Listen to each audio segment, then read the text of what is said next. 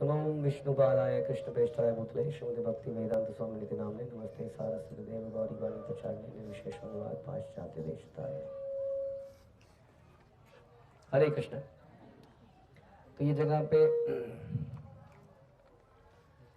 ये जो गीत है, जनरली ये गीत सूट करता है राधा कृष्ण के विग्रह के लिए। और बट ये जो जगह है, आपने देखा कि यहाँ पर भगवान का कैसा रूप है?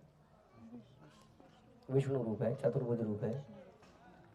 लेकिन जब कल आप लोग आनंद बाजार गए थे तो वहाँ पे आनंद लेने के अलावा आपने स्नान मंडप देखा था? स्नान मंडप जहाँ पे भगवान को नहलाते हैं। तो स्नान मंडप में जब भगवान नहाते हैं तो उसके बाद भगवान कुछ दिनों के लिए बीमार पड़ जाते हैं। तो उन दिनों में जब भगवान के दर्शन नहीं होते हैं तो भगवान चैतन्य महाप्रभु बताते थे कि विरह पैदा हो जाता है भगवान के लिए बहुत ज़्यादा। तो उस विरह को दूर करने के लिए चैतन्य महाप्रभु इस स्थान पर आते थे। और ये स्थान पे एक तो भगवान का रूप जो है शाम है। हाँ, इसको उस घटना से मैच करते हैं जो आपको हमने बताई थी एक बार, कि जब गोपियों के साथ नृत्य करते करते भगवान एक बार गायब हो जाते हैं अचानक से, और गोपियाँ भगवान को इधर उधर ढूंढने लगती हैं। तो ढूंढते ढूंढते ढूंढते अचानक से कृष्ण जो है नारायण का रूप लेके भगवान के गोपियों के सामने आ जाते हैं। और गोपियाँ उनकी तरफ देखती भी नहीं है और चली जाती हैं। उनसे पूछती हैं कि कृष्ण का पता कहाँ है। लेकिन जब राधा रानी आती है तब क्या होता है? तब वो अपने चतुर्भुज को रख नहीं पाते हैं और अपने द्विभुज रूप में आ जाते हैं। तो चैतन्य महाप्रभु इससे उसको लिंक करते थे कि यहाँ पर आकर वही दर्शन हमें होते हैं कि भगवान चतुर्भुज में आ गए हैं, लेकिन ये वही कृष्ण है जो यहाँ पर हमें बहका रहे हैं अपने चतुर्भुज में। तो चैतन्य महाप्रभु इसका दर्शन करने यहाँ पर रेगुलरली उन दिनों में आया करते हैं। इस स्थान को ब्रह्मगिरी कहा जाता है और कहते हैं कि यहाँ पर ब्रह्मा जी ने खूब तपस्या करी पहाड़ के ऊपर, और भगवान बड़े प्रसन्न हुए और उन्होंने बोला कि तुम जो है शंख चक्र गदा और पद्म से युक्त मेरा एक चतुर्भुज यहाँ पर रूप बनाओ, दर्शन दो, यहाँ पर विग्रह बनाओ। तो इसका मतलब ये जो विग्रह हैं ये स्वयं ब्रह्मा जी द्वारा बनाए गए हैं।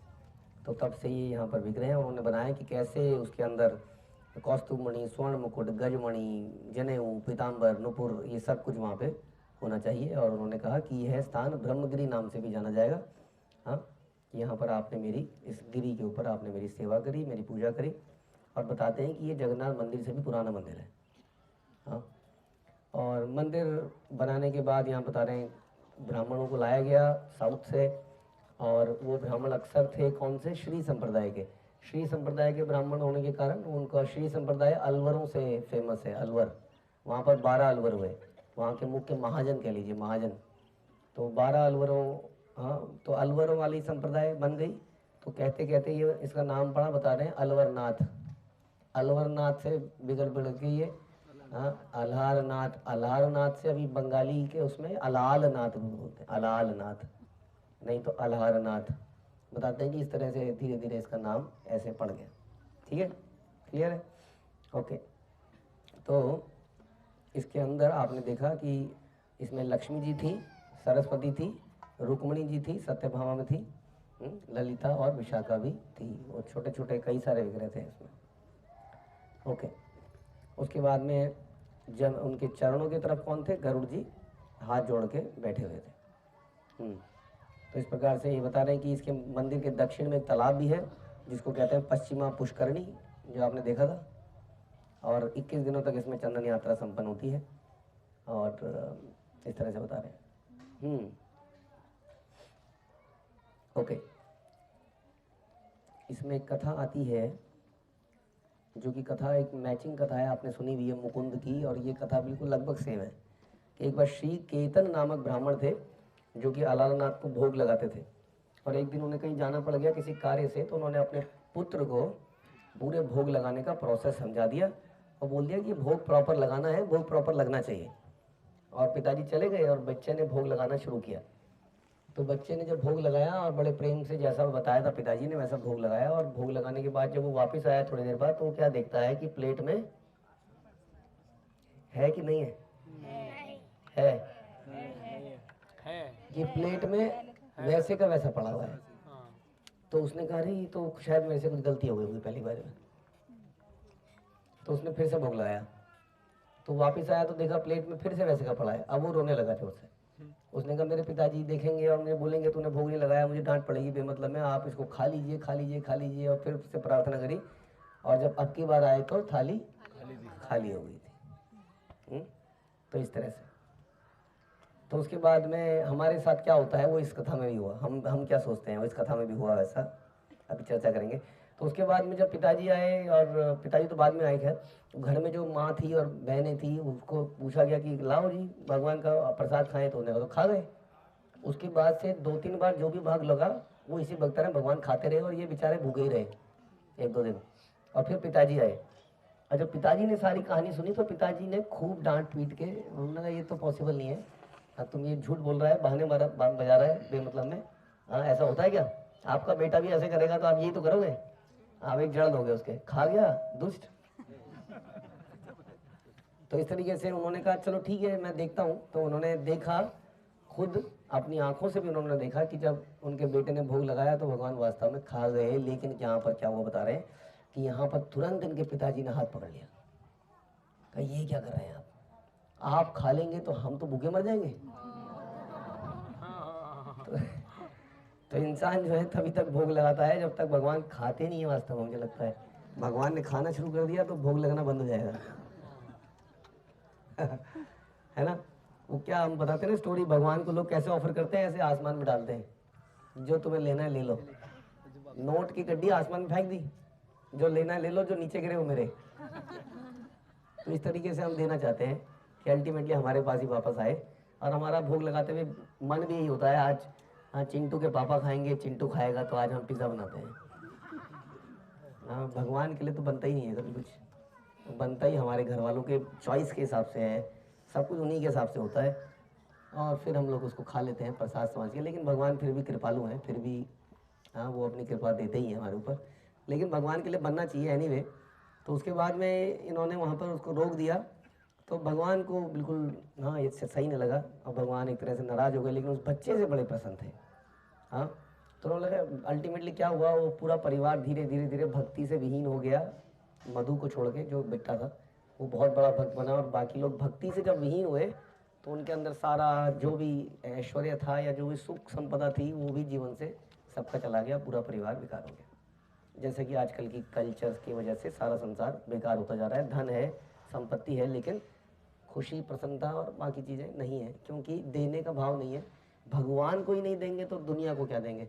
हाँ इसलिए कहते हैं कि यदि हम भगवान को देना सीख जाएंगे तो संसार में भूखमरी सब कुछ अपने आप मर जाएगी। माधव सेवा से मानव सेवा होगी, मानव सेवा से माधव सेवा हो नहीं पाएगी, क्योंकि उसमें सेक्टेरियन लुक आ जाएगा, ये मेरी जाति को खिलाऊंगा या ब्राह्मण को खिलाऊंगा या मनुष्य को खिलाऊंगा, मूर्खों को मारूंगा, there will be lot of discrepancies. जब भगवान को मानेंगे हम लोग एज ए कॉमन फादर और उनसे प्रेम करेंगे तो उनके सारे बच्चों से प्रेम करना हमें वास्तव में आ जाएगा। ऐसा हमें प्रभुपाद ने करके दिखाया। तो इस प्रकार से हाँ यहाँ बता रहे हैं कि कोमा ब्राह्मण एक एक करके विनिष्ट होने के बाद जो उनका परिवार के लोग थे वो धीरे धीरे बेकार होते गए। के बाद भगवान ने राजा पुरुषोत्तम देव को स्वप्न दिया, स्वप्न देश दिया और सेवा पूर्णवत शुरू करने के लिए कहा, क्योंकि अब धीरे धीरे परिवार के लोग ही खत्म हो गए जो सेवा करते थे, ये वही लोग थे जो सेवा कर रहे थे। हाँ उन्हीं के अंदर ऐसा भाव आ गया था। तो राजा ने ब्रह्मगिरी में तो वशिष्ठ गोत्रीय ब्राह्मण और एक भारद्वाज गोत्रीय ब्राह्मण को भेजा। राजा को स्वप्न में जब आए कि आप सेवा दोबारा से चालू कीजिए, और भरद्वाज गोत्रीय ब्राह्मण अलारनाथ के अर्चन में नियुक्त हुए और वशिष्ठ गोत्रीय ब्राह्मण श्रृंगार में रसोई के कार्य में लग गए। इस प्रकार से ये आगे चली सेवा यहाँ पर। तो ये घटना यहाँ पर हो चुकी है, कहीं ये घटना हमारे साथ ना हो जाए, ये बड़ी इंपॉर्टेंट है। हाँ किसी दिन ओके तो सोचने की बात है कि यदि भगवान खाने लगे तो क्या होगा। खाते तो हैं वो, लेकिन कहते हैं कि खा के फिर से पूरा कर देते हैं।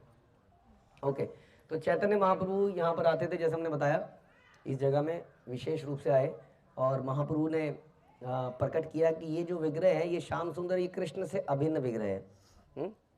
तो इसमें कुछ कुछ घटनाएं आती हैं कि जब चैतन्य महाप्रभु साउथ इंडिया में गए टूर करने के लिए, ट्रिप मारने के लिए, लंबी ट्रिप थी भगवान की, तब यहीं पर सारे के सारे उनके पीछे पीछे पीछे पीछे पीछे आ जाते थे ना सब लोग।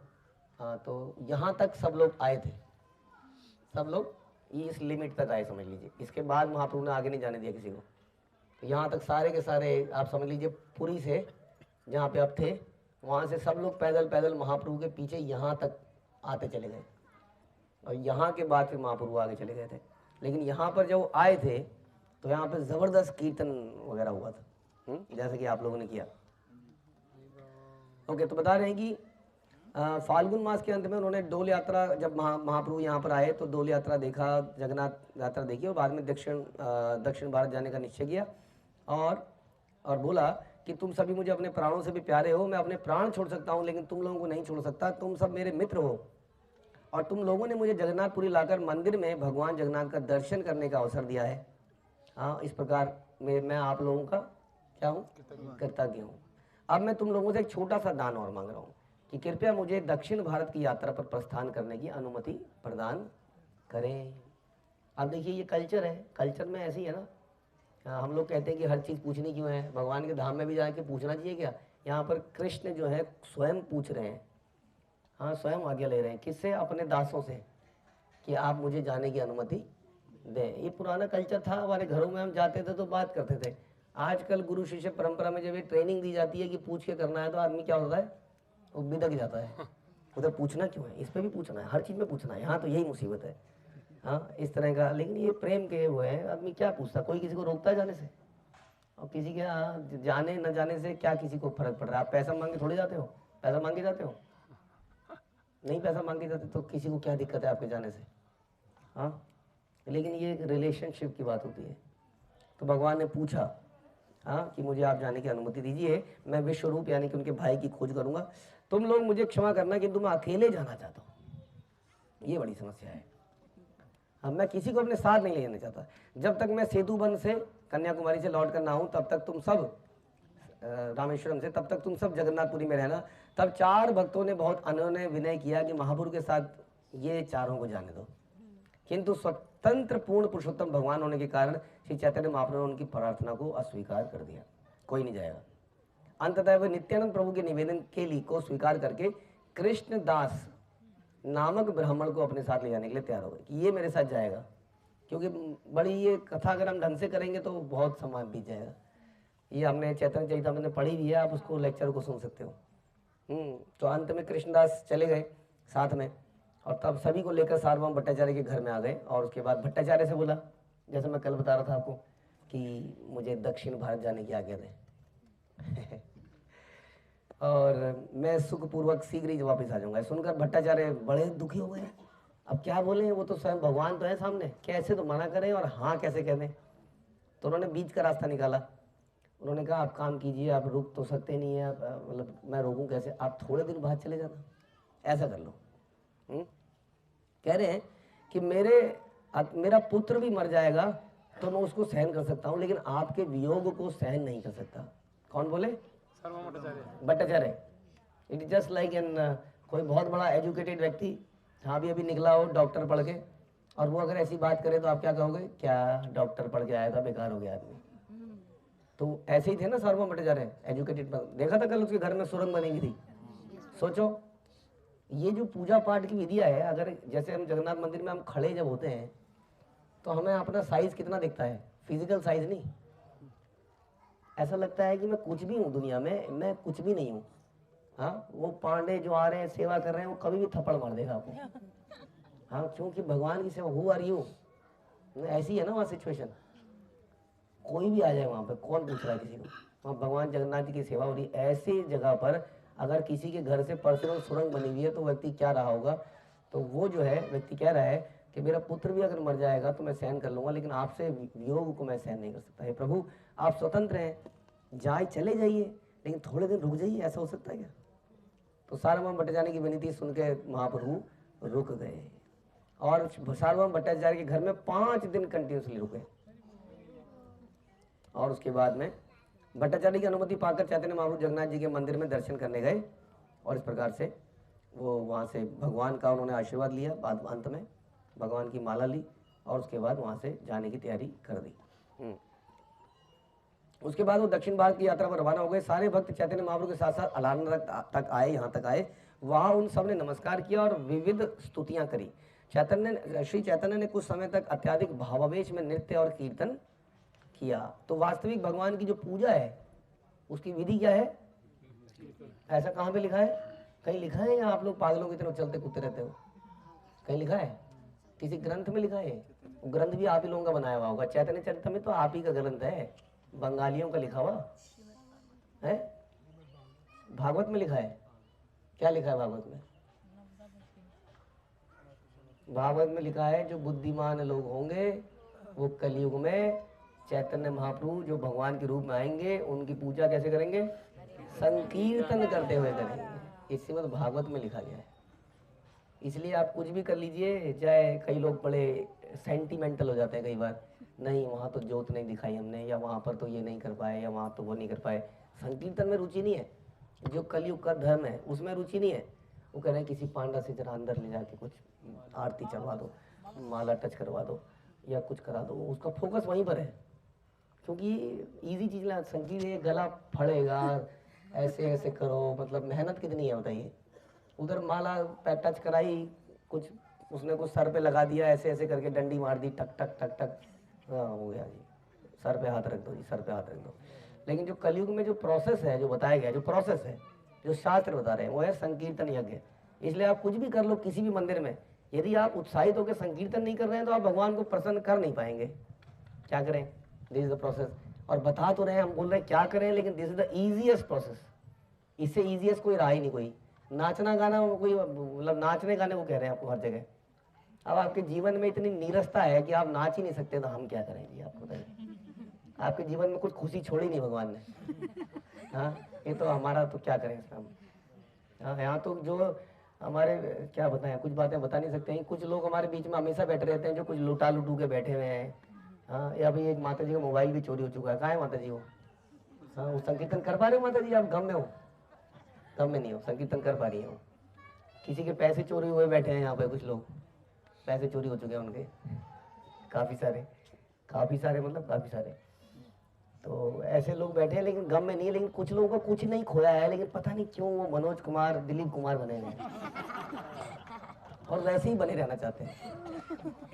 उनके जीवन में लाइट ही नहीं है, बुझ गई है उनकी लाइट, तो फिर वो संकीर्तन नहीं कर पाएगा। इसलिए ये प्रोसेस ऐसा है ना, इसमें उत्साहित होने की जरूरत है। क्या करें? बाकी प्रोसेस में तो आसान है, मुंह लटका के भी जाओगे, कुछ पैसे पकड़ाओगे, वो कुछ कर देगा। लेकिन इसमें उत्साह तो पैदा होता है अंदर से। उत्साह, नकली उत्साह कैसे पैदा करें? ठीक है, तो दिस इज द प्रोसेस। जैसा शास्त्र कहते हैं कि भगवान की सेवा, भगवान की पूजा कलयुग में संकीर्तन यज्ञ द्वारा करी जाती है। इसलिए आप सबसे अनुरोध है कि यदि आप उदास भी हैं, उदासी में ही उछलने लग जाइए। यस, उदासी में उछलने लग जाइए। हाँ, जैसा श्रीवास ने किया। श्रीवास, ये वास्तविक घटना है। श्रीवास ठाकुर के बच्चे का देहांत हो गया संकीर्तन होते होते, नवदीप की बात है। और महाप्रभु नाच रहे थे, अंदर से माताओं के रोने की आवाज आने लगी, और श्रीवास ठाकुर ने सबको डांट दिया कि रोने की जरूरत नहीं है, कीर्तन नहीं रुकना चाहिए महाप्रभु का। और वो आके अंदर से, उनको दुख तो हो ही रहा था, वो भी उस कीर्तन में शामिल होते गए।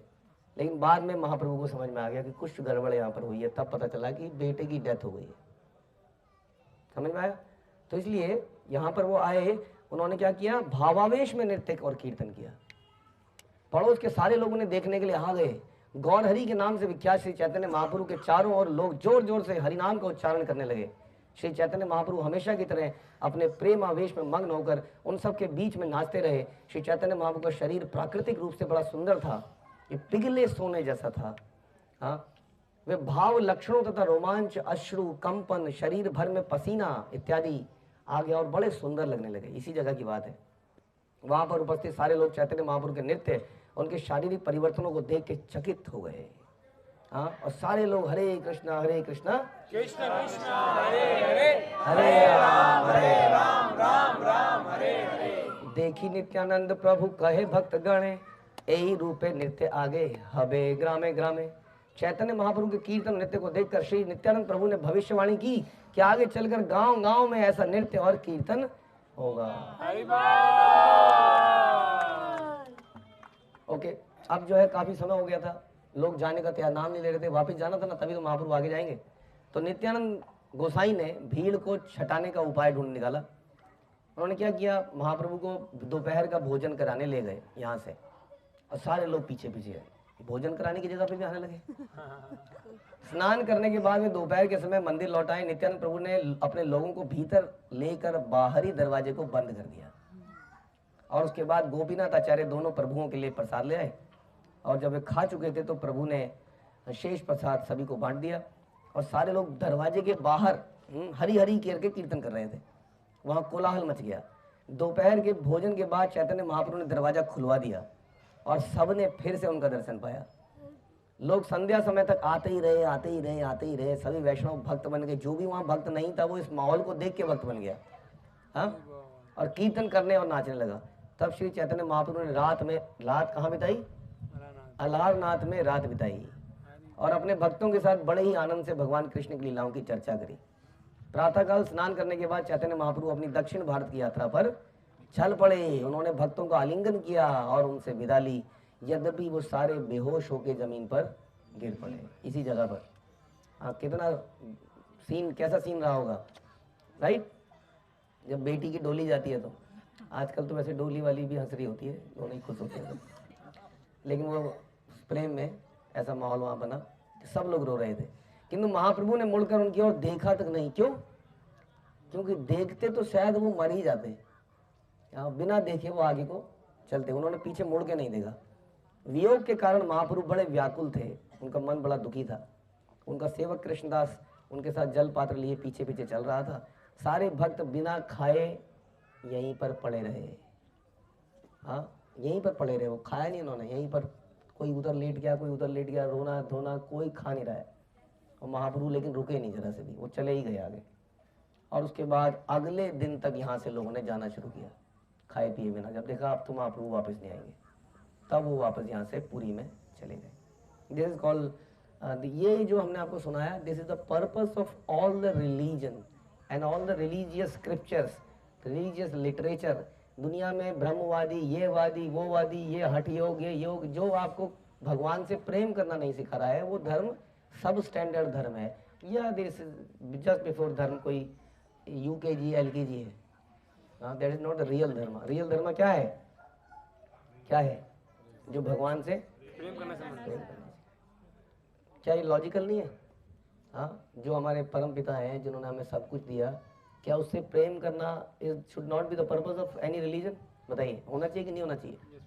हाँ, तो क्या मेरे अंदर वो प्रेम है, या मेरे अंदर अपने ज्ञान का लोहा है जिसने मेरे हृदय को ठोस बना दिया है, या जो द्रवित ही नहीं होता है कभी भी? आंसू आना मतलब कमजोरी। हाँ, ये तो लेडीज रोती हैं आंसू, रोना कोई, ज्ञान की बातें करो, आओ जरा चर्चा कर लो। ये ऐसा कर करके हम लोग ज्ञानवादी बन गए, हमारा हृदय कठोर हो गया है, वो रोना ही नहीं जानता है। लेकिन भगवान के साथ के लिए रोना वास्तविक जीवन का परम लक्ष्य क्या है? भगवान के लिए हृदय में रोना जब आए। और इसके बाद महाप्रभु ने पूरी यात्रा करी। यात्रा करने के बाद यहाँ बता रहे हैं जब भगवान वापस आए तब भी यहीं पर आए।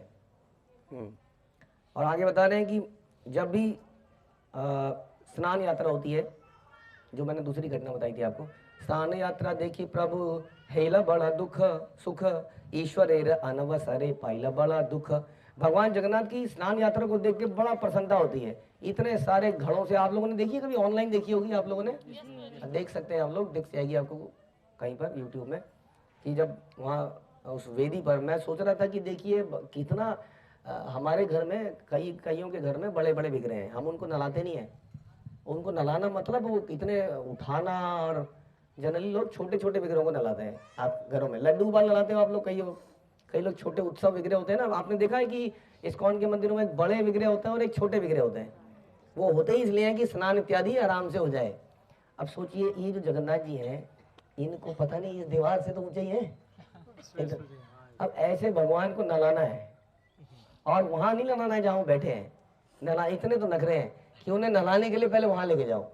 अब लेके कैसे जाओ, सोचो जरा, कितनी व्यवस्था करनी पड़ जाती है उनको ले जाने में। हाँ, इसको कहते हैं प्रेम। तो वहां पे जाके ले जाना, फिर वहां पे नहलाना, एक बहुत बड़ा उत्सव हो जाता है लोगों के लिए। नहाना, भगवान का नहाना भी क्या है? उत्सव। तो ये देख के महाप्रभु बड़े प्रसन्न थे, लेकिन एक बात से बड़े दुखी थे। किस बात से? कि इसके बाद भगवान को ठंड लग जाती है। ये उत्सव हर साल मनाया जाता है और भगवान बिल्कुल दर्शन बंद। इस बात से महाप्रभु बड़े प्रसन्न थे, दुखी थे। तो गोपी भावे विरह प्रभु व्याकुल हैया, अला नाथे गेला प्रभु सवारे छाड़िया। भगवान जगन्नाथ से विलग होने के कारण श्री चैतन्य महाप्रभु को वैसी ही व्याकुलता का अनुभव हुआ जैसे कि कृष्ण के वियोग में गोपियां हुई थी। ऐसी अवस्था में उन्होंने सबका संग छोड़ दिया और अलानाथ चले गए। तब वो यहाँ पर आए थे इसी भाव में, और महाप्रभु अलानाथ गए और भगवान के दर्शन करके दंडवत किया। और उनके विरह, इतना जबरदस्त विरह था भगवान का, जब महाप्रभु यहाँ पर आए थे और उन्होंने, महाप्रभु ने यहाँ पर दर्शन करके जब दंडवत प्रणाम किया तो क्या हो गया, तो नीचे की शिला पिघल गई और उस पूरे शिला में महाप्रभु का चिन्ह बन गया। ये शिला जस्ट इस मंदिर के पीछे है, अभी जाते हुए आप देख लेना, इधर से घूमेंगे तो यहाँ पर एक छोटा सा वो बना हुआ है, उसमें पूरा का पूरा वो निशान आप देख सकते हैं। तो उनके अंग जो है वहाँ पर स्पष्ट हो गए, छाती, गर्दन, भुजाएं, घुटने, चरण। तो इस प्रकार से ये घटना यहाँ हुई। जगन्नाथपुरी में महाप्रभु कई बार अपने संगियों को छोड़कर अलानाथ की बात किया करते थे, और एक बार परमानंदपुरी ने उन्हें छोटा हरिदास को क्षमा करने की याचना करी तो महाप्रभु ने क्या बोला, तो एक घटना हुई थी, छोटा हरिदास ने कुछ गड़बड़ कर दी थी, महाप्रभु ने उसको दंड दे दिया था और कहा था मैं इसकी शक्ल नहीं देखूंगा। तो कई बार भक्त लोग बोले थे please please please Mahaprabhu please मान जाइए ना, मान जाइए ना। तो महाप्रभु जब भी कुछ ऐसा होता था कि उनका मन नहीं है मानने का और भक्त लोग रिक्वेस्ट कर रहे हैं तो क्या बोलते थे, ज्यादा बोलोगे तो अलानाथ चला जाऊंगा, दूर है ना वहां से। मोर आज्ञा है मुई याई अलानाथ, एकल रही बे तहां गोविंद मात्र साथ। अकेला जाऊंगा, मेरे साथ केवल गोविंद होगा, किसी को लेके नहीं आऊंगा यहाँ पर, ज्यादा बोला तो। और उसके बाद एक और घटना हुई थी, आपको याद है, गोपीनाथ पटनायक सुना है आपने? गोपीनाथ पटनायक ने एक फ्रॉड कर दिया था, आगे चैतन्य चरिता में सुनेंगे तो याद आएगा आपको। फ्रॉड कर दिया था उन्होंने, और फ्रॉड करके राजा ने उन्हें फांसी दे दी, समझ लीजिए। चुंगा, क्या था, चुंगा, चंगा, चंगा, यानी कि नीचे भाले रखे होंगे और भाले पे गिरा दिया जाएगा। तो वो ऊपर चढ़ा दिया था, बिल्कुल ऊपर फेंकने के लिए, और सब लोग महाप्रभु महाप्रभु महाप्रभु बचा लीजिए, आपके भक्त के परिवार का ही तो है, रामानंद राय ये सब आपके परिवार के ही तो है, क्या हो गया। महाप्रभु ने कहा नहीं, चोर है, एक नंबर का चोर है, उसको राजा की संपत्ति को भगवान को दान दे सकते, ये कर सकते हैं, थोड़ी चोरी कर सकते हैं अपने लिए। महाप्रभु नहीं आऊंगा। तब महाप्रभु ने ये बोला था, अलालनाथ याई तहा निश्चिंत रहीमु, विषय भाल मंद वार्ता न सुनीमु। मैं जगन्नाथपुरी छोड़ दूंगा, अलानाथ चला जाऊंगा, जहां मैं शांतिपूर्वक रहूंगा और भौतिकतावादी लोगों की बातें सुननी नहीं पड़ेगी। हालांकि बाद में बचा लिया था महाप्रभु ने उनको। तो ये सारी घटनाएं यहाँ पर हुई। और बाद में सुनते हैं भक्ति सिद्धांत सरस्वती ठाकुर, यहाँ पे गौड़िया मठ भी है, उन्होंने यहाँ पर मठ बनाई। कहते हैं कि उनके स्वप्न में भगवान आए थे और इस विग्रह को स्थापित करने के लिए बोला गया था। तो यहाँ पर वो है, वहाँ तो अब मुझे लगता नहीं जा पाएंगे, इतना समय नहीं हमारे पास, तो वो भी यहाँ पर है। तो इसलिए ये जगह हमारे लिए विशेष है, क्योंकि भगवान जब विरह में थे तब वो यहाँ पर आए थे। हाँ, जब भगवान चैतन्य महाप्रभु विरह में थे कृष्ण के, जगन्नाथ जी के, तब इसी जगह में उन्होंने यहाँ पर दर्शन करे थे। ओके, तो इस प्रकार से इस जगह की लीला ही समाप्त होती है। अब हम थोड़ा सा और चर्चा कर लें, तो क्योंकि अगले जगहों में जहाँ आप जाओगे, हम लोग जाएंगे गुंडीचा मंदिर और हम जाएंगे इंद्रद्युम्न सरोवर, राइट। तो इंद्रद्युम्न सरोवर राजा इंद्रद्युम्न द्वारा ही बनाया गया, नाम से ही लगता है। तो आपने सुना था जब हमने जिन जिन भक्तों ने कल पार्क में परसों बैठ के वो कथा सुनी थी जगन्नाथ मंदिर के बारे में, आपको याद होगा कि राजा इंद्रद्युम्न को नारद मुनि ने कुछ बोला था करने को। क्या बोला था, याद है आप लोगों को? क्या? अश्वमेध यज्ञ करने को बोला था। कितने? 1000। और इसके लिए पुरोहित कितने आए होंगे, सोच लीजिए आप। तो उनको सबको क्या देना था? गाय देनी थी। अब उतनी गायें आई थी वहां पर, तो बताते हैं कि वो गायें सब यहीं खड़ी थी इंद्रद्युम्न सरोवर में, और उनके खुरों से करते करते करते वहां पर इस प्रकार से कुंड बन गया, और बाद में उनके मूत्र से उससे ये कुंड में जल आ गया। इस तरह से बताते हैं। ये सारी जगह वही है, आपको भी महसूस नहीं हो रहा होगा। इधर इंद्रद्युम्न सरोवर है, इधर नरसिंह भगवान का मंदिर है, इधर गुंडीचा मंदिर है, एक साथ है ये सारे। हाँ, अभी देख सकते हैं आप। तो उसके बाद में अगर आप जाएंगे राइट में, तो नरसिंह भगवान का मंदिर है। बताना है कि ये नरसिंह भगवान का मंदिर वही मंदिर है जो नारद मुनि ने उनको बोला था कि आपको पहले नरसिंह भगवान की स्थापना करनी चाहिए इस यज्ञ के लिए, सारी सुरक्षा के लिए, तब भगवान को आह्वान करना चाहिए।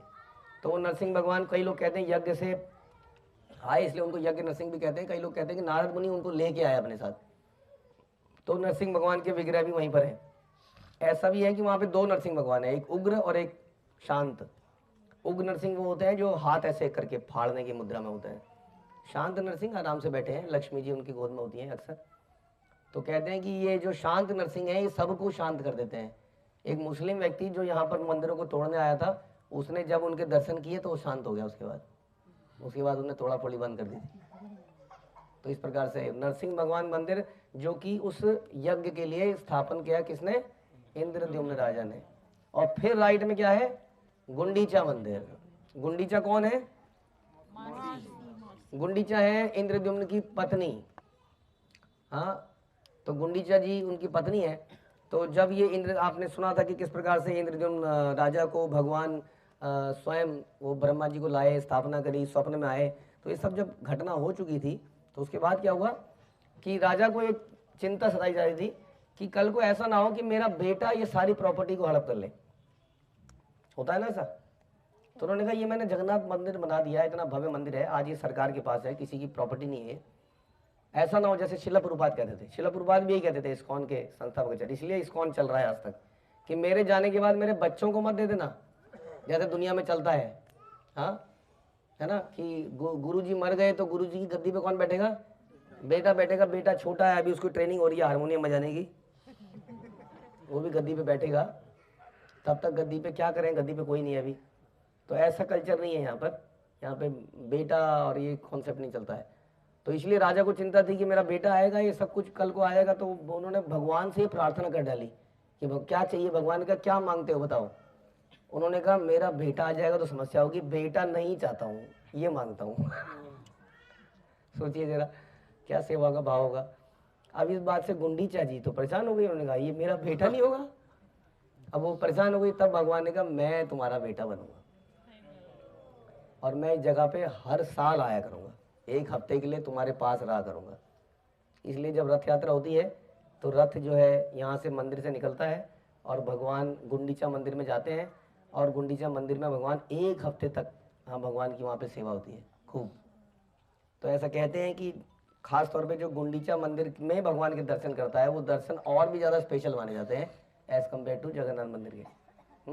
तो कभी मौका लगेगा तो हम उस दर्शन करेंगे। तो इस प्रकार से वहाँ पे गुंडीचा मंदिर भी है। अब ये जो इंद्रद्युम्न सरोवर है, इसमें एक और अच्छी बात ये है कि यहाँ पर महाप्रभु की जल क्रीड़ा हुई। हाँ, आप लोगों ने कल हरिदास ठाकुर में स्नान किया, कुछ कुछ वैसा ही यहाँ पे क्या हुआ था ये सुनते हैं। महाप्रभु और उनके भक्तों ने भी इंद्रद्युम्न सरोवर में स्नान किया था। नानोद्याने भक्त संगे वृंदावन लीला, इंद्रद्युम्न सरोवरे करे जल खेला। गुंडीचा मंदिर के पास अनेक बगीचे थे और चैतन्य महाप्रभु उनमें उनके भक्त इस सब में वृंदावन लीलाएं करते थे। इंद्रद्युम्न नामक सरोवर में वे जल क्रीड़ा करते थे। तो क्या करते थे सुनिए, महाप्रभु स्वयं सारे भक्तों पर जल उछालते थे ऐसे, और सारे भक्त उन्हें चारों ओर से घेर कर उन पर पानी उछालते थे। जल में वे कभी एक वृत्त मंडल गोला बना लेते थे और कभी छोटे छोटे गोले बना लेते थे। वे जल के भीतर करताल बजाकर मेंढकों की टरटराहट की आवाज में निकालते थे। कभी 2 भक्त जोड़ी बनाकर जल में लड़ते थे। इनमें से एक जीत जाता था और दूसरा हार जाता था। महाप्रभु ये सारा तमाशा देखते रहते थे। हाँ, पहला खिलवाड़ अद्वैत आचार्य तथा नित्यानंद प्रभु के बीच में हुआ, बताइए। The most senior people. तभी तो मैंने कहा ये नीरसता त्यागनी पड़ेगी, मेरे को पहले त्यागनी पड़ेगी।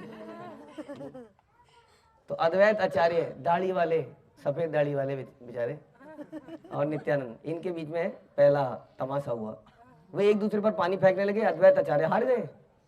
हाँ, वो बेचारे हार जाते थे अक्सर। और बाद में नित्यानंद को गालियां देने लगे। स्वरूप दामोदर तथा विद्यानिधि भी एक दूसरे पर पानी फेंकने लगे। मुरारी गुप्त, वसुदेव दत्त ने भी ऐसे ही किया। श्रीवास ठाकुर, गदाधर पंडित के बीच में जल क्रीड़ा हुई। राघव पंडित और भक्तेश्वर पंडित के बीच में हुई। Sarvabhauma Bhattacharya, the most serious person, and Ramananda Raya, ये जल क्रीड़ा करने लगे। वे दोनों अपनी गंभीरता त्याग कर बच्चों जैसे बन गए। जब श्री चैतन्य महाप्रभु ने सार्वभौम भट्टाचार्य तथा रामानंद राय की चंचलता देखी तो वे हंसने लगे और गोपीनाथ आचार्य से बोले, भट्टाचार्य तथा रामानंद राय दोनों से कहो कि अपना बालकों जैसा खेल बंद कर दें। क्योंकि दोनों बड़े गंभीर, बड़े विद्वान हैं। गोपीनाथ आचार्य ने क्या कहा, मुझे लगता है कि आपकी महान कृपा रूपी सिंधु का एक बिंदु उनके ऊपर उछल के गिर गया। आपकी कृपा सिंधु की एक बूंद सुमेरु तथा मंदिर जैसे विशाल पर्वतों को डुबो सकती है, क्योंकि ये दोनों महाशय लघु पर्वतों जैसे हैं। बड़े बड़े व्यक्ति हैं, अतएव ये दोनों आपकी कृपा के सिंधु में डूबे जा रहे हैं। तर्क सुनिए, तर्क उस शुष्क खली के समान है। खली पता आपको क्या होता है? खली नहीं पता आपको? खल, जो सरसों का तेल निकलता है उसके बाद जो बचता है वो खली है। बिस्किट मतलब ऐसा। हाँ, तो बता रहे कि वैसी खली है जिसमें से सारा तेल निचोड़ लिया गया है। भट्टाचार्य का सारा जीवन ऐसी शुष्क खली को खाने में बीता, किंतु अब आपने उन्हें दिव्य लीलाओं का अमृत पान करा दिया है। निश्चय ही यह आपकी उन पर महती कृपा है। गोपीनाथ आचार्य की बात सुनकर चैतन्य महाप्रभु हंसने लगे और अद्वैत आचार्य को बुलाकर उन्हें शेष नाग की शैया जैसा बनने को कहा। सुनो, गोपीनाथ आचार्य की बात सुनकर चैतन्य महाप्रभु हंसे और अद्वैत आचार्य को बोला कि आप शेष शैया जैसे बन जाओ। और जल पर तैर रहे अद्वैत प्रभु के ऊपर लेटकर चैतन्य महाप्रभु ने शेषशाही विष्णु की लीला का प्रदर्शन किया। अद्वैत आचार्य अपनी निजी शक्ति प्रकट करते हुए चैतन्य महाप्रभु को लेकर जल के ऊपर तैरते रहे। कुछ काल तक जल क्रीड़ा करने के बाद चैतन्य महाप्रभु अपने भक्तों के साथ आई टोटा नामक अपने स्थान पर लौट आए।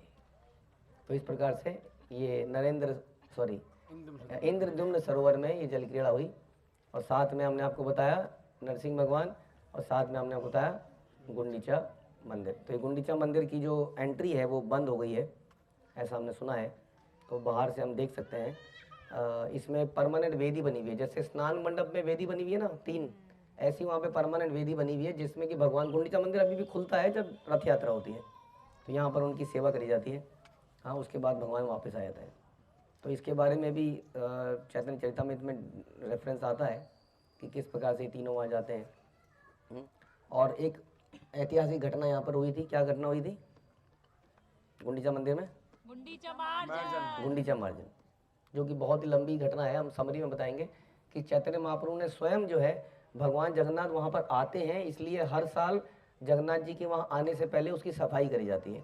बट ये सफाई बड़ा मार्मिक दृश्य है। अगर आप चैतन्य चरितामृत पढ़ेंगे तो कैसे चैतन्य महाप्रभु ने इसकी सफाई करी। तो वहाँ पे भक्तों की टोलियाँ बन जाती थी। जैसे इस ग्राउंड को साफ करना हुआ ना, तो छोटे छोटे ग्राउंड बन गए और वो बालू इकट्ठा करते थे, झाड़ू मारते थे पहले। तो फिर चैतन्य महाप्रभु आके देखते थे, देखो तुम्हारे पास केवल इतनी सी है, इतनी है। वो दिखाते थे, देखो मेरे पास इतनी बालू है। वो अपने हाथ से, अपने कपड़ों से साफ करते थे सारी जगह। साफ कर करके बालू को इकट्ठा करके एक जगह फेंका जाता था। उसके बाद में कई घड़े पानी के डाले जाते थे, जबरदस्त। और बताते हैं कि महाप्रभु साफ करते करते इतना रोते थे कि कई बार उनके आंसुओं से वो साफ होने लगती थी जगह। और वहीं पर एक आदमी ने क्या किया, उसने महाप्रभु की आंखों से जो जल बह रहा था वो पैरों से आ रहा था, उसने ऐसे हाथ किया और उसको पी गया।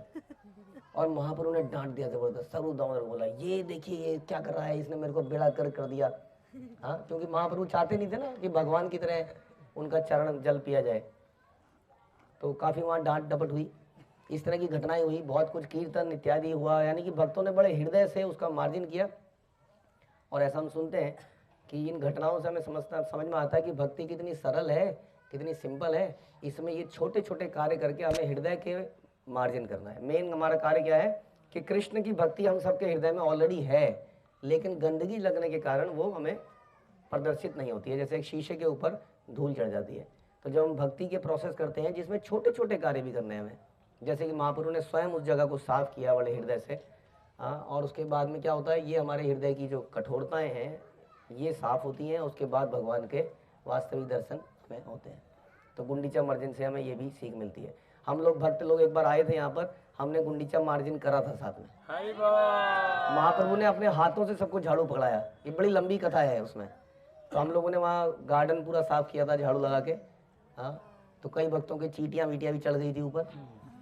तो ऐसी तो ये सब चीज़ें ही भी भक्ति का एक बहुत इंपॉर्टेंट अंग है, हाँ, जो कि हमें समझना चाहिए। हरे कृष्ण। श्रील प्रभुपाद की जय, श्री चैतन्य चरितामृत की जय, श्री अलारनाथ की जय, गुंडीचा मंदिर की जय, श्री इंद्रद्युम्न सरोवर की जय, यज्ञ नरसिंह भगवान की